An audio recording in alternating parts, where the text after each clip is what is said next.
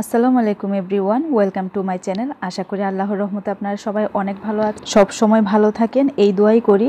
তো আজকে আমি খুবই ইজি একটা রেসিপি নিয়ে এসেছি, বাট খুবই মজার। সেটা হলো গুঁড়া দুধের সন্দেশ।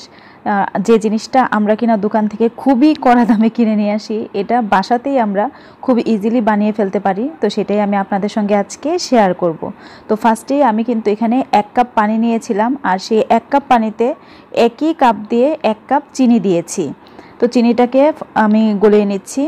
চিনিটা যখন গলে যাবে, এটা এত বেশি সময় জাল দেওয়ার প্রয়োজন নেই, 3 থেকে 4 মিনিট জাল দিলেই হবে। দেখতেই পাচ্ছেন হাতে ধরলে একটু স্টিকি ভাব হবে, তখনই আপনারা নামিয়ে ফেলবেন। এখন আমি এটাতে বাকি উপকরণগুলো অ্যাড করে নিচ্ছি। আমি যেই কাপটা দিয়ে চিনি পানি অ্যাড করেছি, সেই একই কাপ দিয়ে আমি 1 কাপ গুঁড়ো দুধ নিয়েছি।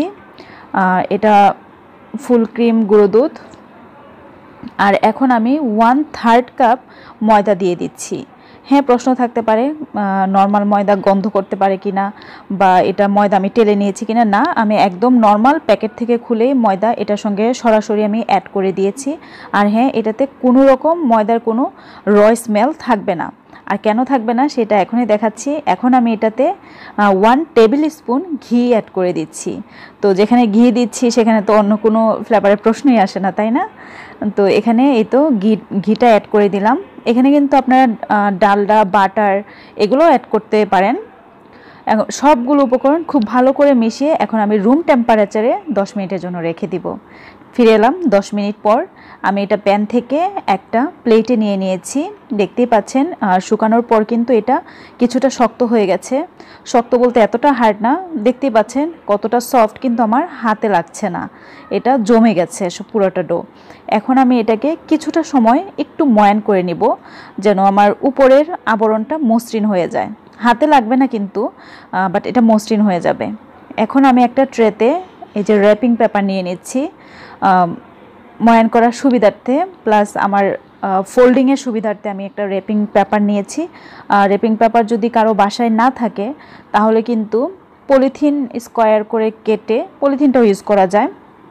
তো দেখতেই পাচ্ছেন এখানে আমি এটাকে কিছুটা সময় ময়ান করে এখন স্প্রেড করে নিচ্ছি। একটু স্কোয়ার শেপের মতো করে একটু লম্বা করে নিব।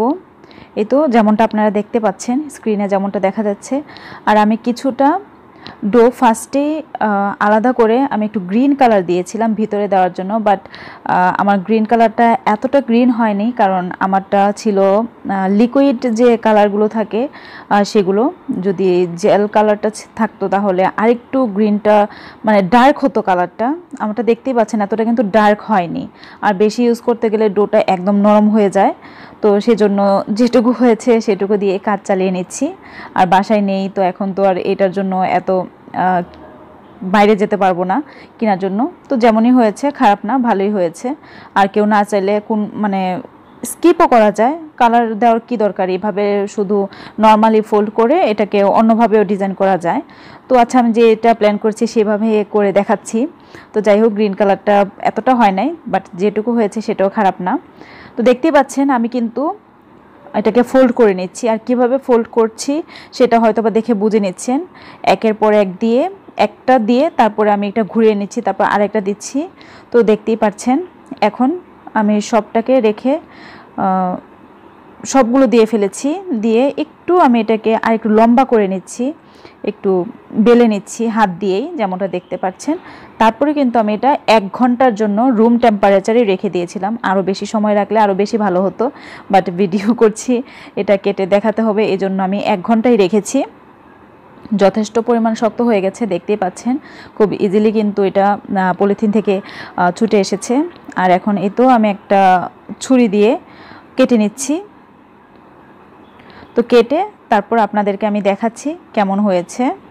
গ্রিন কালারটা যদি আরেকটু ডার্ক হতো তাহলে আরেকটু বেশি ভালো লাগতো।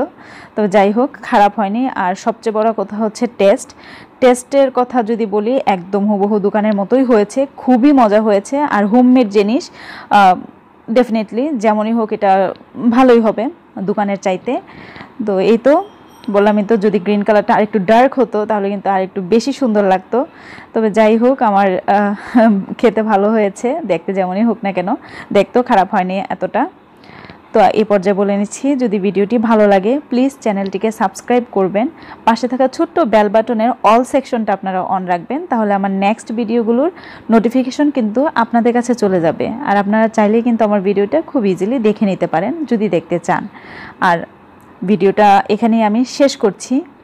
ভালো লাগলে শেষ অবধি যদি ভালো লাগে ফ্রেন্ডস এবং ফ্যামিলিদের সঙ্গে শেয়ার করার অনুরোধ রইল। তা যেখানে আপনাদের কাছ থেকে আমি বিদায় নিচ্ছি, নেক্সট ভিডিও দেখার অনুরোধ রইল। সবাই ভালো থাকবেন, সুস্থ থাকবেন। আল্লাহ আপনাদের সব বড় বিপদ থেকে, অসুখ থেকে বাঁচিয়ে রাখুন।